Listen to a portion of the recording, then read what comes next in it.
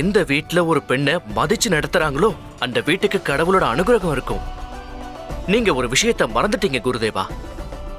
எந்த ஒரு யுகத்திலையும் நாம வழிபடுற கடவுள் மனுஷ ரூபம் எடுக்கணுங்கிற அவசியம் ஏற்பட்டப்போ ஒவ்வொரு முறையும் அந்த பிறப்பு ஒரு பெண்ணோட கருவுல இருந்துதான் சாத்தியமாச்சு. அந்த கடவுளுக்கே வேற வழி இல்ல. இன்னொரு விஷயம் குருவே, எந்த கடவுளை நீங்களும் நானும் இந்த உலகமும் வழிபட்டுக்கிட்டு இருக்கோம் அவங்களும் ஒரு பெண் தான். அது பார்வதியா இருந்தாலும் சரி, காளி மாதாவா இருந்தாலும்.